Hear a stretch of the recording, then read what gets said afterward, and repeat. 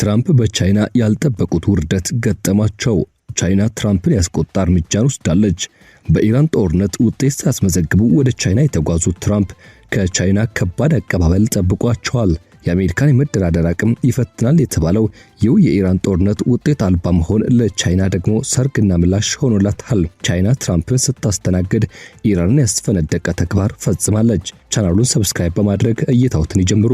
ቪዲዮን ላይክ ማድረግ ደግሞ ቀዳሚ እርምጃው ያድርጉ። ወደ ዝርዝሩ ገባን። የአሜሪካው ፕሬዝዳንት ዶናልድ ትራምፕ እንደ አውሮፓውያን የዘመን ቀመር በ2018 ካደረጉት ታሪካዊ ጉብኝት በኋላ ለመጀመሪያ ጊዜ ወደ ቻይና ዋና ከተማ ቤጂንግ ተመልሰዋል። ሆኖም ግን በጂኦፖለቲካዊ ላይ ጎልቶ የሚታይ አንድ ወሳኝ ነገር ትራምፕን ለመቀበል ሲጠባበቁ የነበሩት ሰው በፖሊት ቢሮ ውስጥ ከፍተኛ ተጽዕኖ ያላቸው ባለስልጣን ሳይሆኑ ምክትል ፕሬዝዳንት ሃን ዜንግ ነበሩ። ሃን ዜንግ በጂ ሺፒንግ ቻይና ውስጥም ከፍተኛ ማዕረግ ቢኖራቸውም በአብዛኛው ለስነ ስርዓት ተግባራት የሚውሉ እንጂ ቁልፍ ሰው አልነበሩም። እንደ አውሮፓውያን የዘመን ሰሌት በ2017 በትራምፕ የመጀመሪያው የስልጣን ዘመን በአውሮፕላን ማረፊያው የተቀበሏቸው ያንግ ጂቺ ነበሩ። ያንግ በወቅቱ የቻይና ከፍተኛ ዲፕሎማትና የፖሊት ቢሮ አባል ነበሩ። የእሳቸው መገኘት ስትራቴጂካዊና ከፍተኛ የፖለቲካ ትኩረትን የሚያመላክትና እንዲሁም ደግሞ በብዙ መልኩ እንዲታይ የሚያደርግ ነበር። የቻይና መንግስታዊ መገናኛ ብዙሃን ይህን ድርጊት ቻይና ለግንኙነቱ የምትሰጠው ትልቅ ቦታ ማረጋገጫ እንደሆነ ገልጸው ነበር በወቅቱ። አሁን ግን ሃን ዜንግ አቀባበል አድርገዋል። አንድ የቀጠናው ተንታኝ ከኒክሰን ዘመን ጀምሮ ያሉትን አቀባበሎች ማስታወስ በቻይና ዲፕሎማሲያዊ ሂደት ውስጥም ፕሮቶኮል ማለት ዋናው ቁም ነገር ብለዋል። የሃን መገኘት ትራምፕ ለሁለተኛ ጊዜ ስልጣን ሲይዙ በተካሄደው በዓል ላይ የተላኩት ሰው ናቸው። ዓላማው ለክብረ በዓል ትልቅ ቦታ የሚሰጡትን የአሜሪካ መሪ በምክትል ፕሬዝዳንት ግርማ ሞገስ ማስደሰት ሲሆን፣ በሌላ በኩል ግን በፖሊት ቢሮ ደረጃ ያለውን ጠንካራ ፖለቲካዊ ቁርጠኛነት መከልከል እንደነበርም ያመለክታል። ይህ ለካሜራዎች ፍጆታ የሚውል ደማቅ ትርኢት ሲሆን ዓላማው ቤጂንግ አዲስ ኢኮኖሚያዊ ጫናዎችን ለማስቀረት የምትፈልገውን ውድ ጊዜ መግዛት ስለሆነ ይህም የታየበት ነበር ይላሉ ብዙዎች። የ2026ቱ የኢራን ጦርነት ጥላ በጉባኤው ላይ አርፏል። ይህ ግጭት አሜሪካ በቢሊዮን የሚቆጠር ዶላር ያስከፈለም፣ በሆርሙዝ ስትሬት በኩል ያለውን የዓለም የኃይል ፍሰት ያዛባ፣ የአሜሪካን ወታደራዊ ሀብት ያሟጠጠ ነበረ። የኢራን ዘይት ዋና ገዢና በክልሉ ጥልቅ የሆነ ግንኙነት ያላት ቤጂንግ በድንገት ባልተጠበቀ ሁኔታ የተሻለ የመደራደር አቅም አግኝታለች። ትራምፕ ድሎችን ፍለጋ ወደ ቤጂንግ መጥተዋል። በንግድ ረገድ ደግሞ ሆርሙዝ እንዲከፈት በማድረግ የፌንታኒል እጽ ፍሰትን በመግታት ለአሜሪካ ገበሬዎች፣ ለቦይንግ ጄቶችና ለቴክኖሎጂ ግዙፍ ኩባንያዎች ስምምነቶችን በማስፈረም ድል ይፈልጋሉ። የሺ ቡድን ደግሞ ለውጫዊ ገጽታ የሚውል ውስን ትብብር እያሳየ ዋና ጥቅሞቹን ደግሞ ለመጠበቅ ዝግጁ ይመስላል። በአንድ ወቅት የትራምፕና የሺ ጂንፒንግ ግንኙነት መገለጫ የነበሩት የንግድ ውጥረቶች አሁን የበለጠ ተባብረዋል። ከደካማ ስምምነቶችና ከታሪፍ ለውጦች ባሻገር ሁለቱም ወገኖች አሁን ላይ ያሉትን ስምምነቶች ለማራዘም ይፈልጋሉ። እንደ ኤሎን መስክ፣ ቲም ኩክና ጄንሰን ሁዋንግ ያሉ ታዋቂ ዋና ስራ አስፈጻሚዎችን ያካተተው የትራምፕ ልዑካን ቡድን የገበያ ተደራሽነትና ወሳኝ ማዕድናትን ማረጋጋት ይሻል። በሌላ በኩል ደግሞ ቻይና የአቋሟን አጠናክራ በጥሩ ስትራቴጂካዊ መደራደር ሁኔታ ላይ ትገኛለች። ታይዋን አሁን ቁልፍ ሆና ትቀጥላለች። የቻይና ባህር ኃይል በደቡብ ቻይና ባህር ዙሪያ ስምሪቱን ሲያጠናክር፣ በፕራታስና እንዲሁም ኪንመን ዙሪያ ያለው ትንኮሳም ሲባባዝ፣ እንዲሁም በታይዋን ወታደራዊ መዋቅር ውስጥ የስለላ ጉዳዮች ሲበረከቱ አደጋው እጅግ ከፍተኛ ሆኗል። ትራምፕ በቤጂንግ ስለ ጦር መሳሪያ ሽያጭ ለመወያየት ፍላጎት እንዳላቸው ፍንጭ ሰጥተዋል። ይህ ከተለመደው የአሜሪካ አቋም የወጣና አዲስ አለመረጋጋትን የሚፈጥር ነው። የቻይና መንግስት መልእክተኞችም 4 ያክል ቀይ መስመሮችን ያስቀመጡ ሲሆን ታይዋን በዝርዝሩ አናት ላይ ትቀመጣለች። በአሜሪካ አቋም ላይ የሚታየው ማንኛውም ድክመት በተለይም ወደ መካከለኛው ምስራቅ በዞረው ትኩረት ምክንያት የሚፈጠር ቤጂንግ የታይዋንን ዳግም መዋሃድ ፍላጎት በጉልበት ለማሳካት እንድትደፋፈር ሊያደርጋት ይችላል። ዋሽንግተን እስከ ታይፔ ያሉ ወታደራዊ ተንታኞች የቻይና የነጻነት ጦር በከፍተኛ ፍጥነት ዘመናዊ እየሆነ መምጣቱን ይገልጻሉ። እንደ ፉጂያን ያሉ የላቁ የጦር መርከብ ተሸካሚዎች፣ የድምጽ ፍጥነትን የሚቀድሙ መሳሪያዎችና የአሜሪካ ኃይልን ለመግታት የተሰሩ ቴክኖሎጂዎች ለታይዋን ጉዳይ ተዘጋጅተዋል። የኢራን ግጭት ለዓለም አቀፍ የመርከብና የአቅርቦት ሰንሰለት እንደ መጥፎ ፈተና ሆኗል። ይህ ግጭት ቻይና እንደ ማላካ ባሉ ጠባብ የባህር መንገዶች ላይ ያላትን ተጋላጭነት እንድትገነዘብ ያደረጋት ቢሆንም ዋሽንግተን በሆርሙዝ በኩል እንድትወጠር አድርጓታል። ሙሉ በሙሉ የታይዋን ጦርነት መነሳት ለሁሉም ወገኖች አስከፊ ቢሆንም የአደጋው ስሌት ግን ተለውጧል።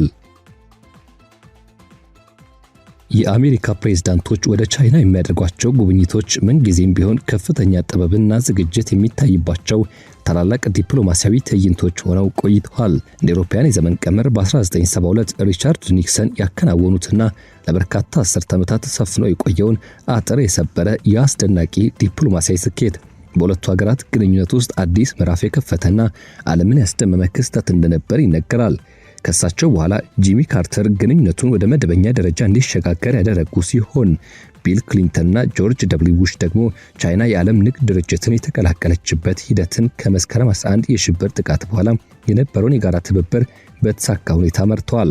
ባራክ ሁሴን ኦባማ እንደ አውሮፓውያን ዘመን ቀመር በ2009 ወደ ቤጂንግ ባቀኑበት ወቅት በወቅቱ ምክትል ፕሬዝዳንት በነበሩት በራሳቸው በሺ ጂንፒንግ አቀባበል ተደርጎላቸዋል። ይህም ሺ ወደፊቱ የሀገሪቱ መሪ መሆናቸውን የሚያመላክት ትልቅ ምልክት ተደርጎ ተወስዶ ነበር በወቅቱ። ሆኖም ግን እንደ አውሮፓውያን ዘመን ቀመር በ2014 ይህ ድባብ ተቀዛቅዞ አቀባበሉ በውጭ ጉዳይ ሚኒስትሩ በዋንጊ በኩል እንዲከናወን ተደረገ። ትራምፕ እንደ አውሮፓውያን አቆጣጠር በ2017 ያደረጉት ጉብኝት ግን ከተራ የመንግስት ጉብኝት በላይ ተብሎ የተገለጸና በታሪካዊ ፎርቢድን ሲቲ ውስጥ የተዘጋጀ የራት ግብዣን ያካተተ ነበር። ይህም በሁለቱ መሪዎች መካከል የነበረውን የግል ቅርርብና ወዳጅነት ለዓለም በግልጽ ያሳየ ትዕይንት ነበር። ከ9 ዓመታት በኋላ ግን በሁለቱ ሀገራት መካከል ያለው ግንኙነት እጅግ ሰፊና እጅግ ውስብስብ ወደሆነ ምዕራፍ ተሸጋገረ። አሁን ያለው ሁኔታ ቴክኖሎጂያዊ ፍጥጫ እንደዚሁም በሴሚኮንዳክተር ምርቶች ላይ የሚጣሉ የኤክስፖርት ቁጥጥሮች፣ የኢንዶ ፓሲፊክ ቀጠና የሚታየው ወታደራዊ ፍጥጫና እያንዳንዱ ወገን ለዓለም ስርዓት ያለው ተቃራኒ ራዕይ የታየበት ነው። ትራምፕ አሁን ወደ ቤጂንግ የተመለሱት ስምምነቶችን ለመደራደር እንደሚመጣ እንግዳ ሳይሆን በሁለተኛው የስልጣን ዘመናቸው ላይ የሚገኙትና በብዙ ዲፕሎማሲያዊ ውጣ ውረዶች አልፈው ልምድ ያካበቱት ፕሬዝዳንት በመሆን ነው። ከእሳቸው ጋር አብሮ የመጣው ልዑካን ቡድንም ከፍተኛ የመንግስት ባለስልጣናትንና የንግድ ዓለም ግዙፍ ሰዎችን በአንድ ላይ አጣምሮ የያዘ ነው። በረጅም ሰዓታት የሚከናወኑና አድካሚ ውይይቶች እንደሚኖሩ ይጠበቃል። በዝርዝር አናት ላይ የሚገኘው ደግሞ የንግድ ስምምነቶችን የማራዘም ጉዳይ ነው። የንግድ ፍሰቱን ሚዛናዊነት ለማረጋገጥና እንዲሁም እንዲሰፍን ለማድረግ ሲባል ቻይና የአሜሪካን የግብርና ምርቶች፣ አውሮፕላኖችና የኃይል ግብዓቶችን የምትገዛበት ሁኔታ በስፋት ይመከርበታል። ከዚህ በተጨማሪ በቴክኖሎጂና በአርቲፊሻል ኢንተለጀንስ AI አጠቃቀም ላይ ሊኖሩ የሚገቡ የጥንቃቄ ደንቦችም ይታያሉ። የፌንታኒል አደንዛዥ እጽ ቁጥጥርና የኢንቨስትመንት ገላቢጦሽ ጉዳዮችም በኢኮኖሚ ውይይቱ ላይ የበላይነት ይይዛሉ። በጸጥታው ረገድ ደግሞ የኢራን ጦርነት ጠላ ውይይቱ በክልላዊ መረጋጋት ላይ እንዲያተኩር ያስገድደዋል። በዚህም ትራምፕ ቻይና ያላትን ተጽዕኖ ተጠቅማ ወሳኝ የሆኑ የባህር መስመሮች እንዲከፈቱ ግፊት እንድታደርግ ይጠይቃሉ። የታይዋን የጦር መሳሪያ ትጥቅ፣ በደቡብ ቻይና ባህር ላይ ያለው የነፃ መርከብ ጉዞ መብትና የኒኩሌር አቋም ጉዳዮች ደግሞ በሁለቱ ወገኖች መካከል ያለውን የስምምነት ዳርቻ የሚፈትኑ ጉዳዮች ናቸው። እንደ ኤሎን መስክ፣ ቲም ኩክና ጄንሰን ሁዋንግ ያሉት ታዋቂ ዋና ስራ አስፈጻሚዎች መገኘት ደግሞ የንግድ ስምምነቶቹ በትይዩ እንደሚከናወኑ ያመላካች ነው። ቦይንግ ኩባንያ ግዙፍ አውሮፕላን ትዕዛዞችን ለማግኘት አይኑን ጥሏል። ቴስላና እንደዚሁም ኔቪዲያም በገበያ ውስጥ የተሻለ እድል ለማግኘት ከፍተኛ ጥረት ያደረጉ ነው።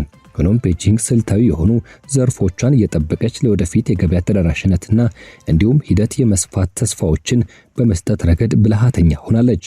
ተንታኞች እንደሚሉት ቻይና በታሪፍና በቴክኖሎጂ ገደቦች ላይ እፎይታን ለማግኘት ስትል ትራምፕ ሊኩራሩበት የሚችሉትን ደማቅ አቀባበልና ትልቅ የራት ግብዣዎች ልታደርግ እንደምትችል ተንታኞች ይገልጻሉ።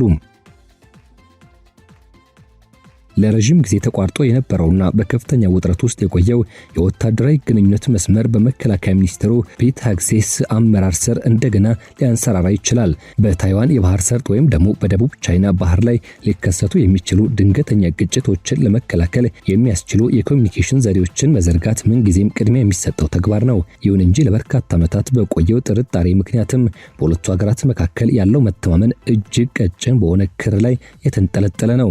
አንዳንድ ወገኖች ትራምፕና ሺ በኢራን በዩክሬን ጦርነት ውጤቶች፣ በአየር ንብረትና በንግድ ጉዳዮች በጋራ በመወሰን ዓለምን የሚመሩበት መደበኛ ያልሆነ የጂ2 ጥምረት ሊመሰረቱ ይችላሉ የሚል ሐሳብን ያነሳሉ።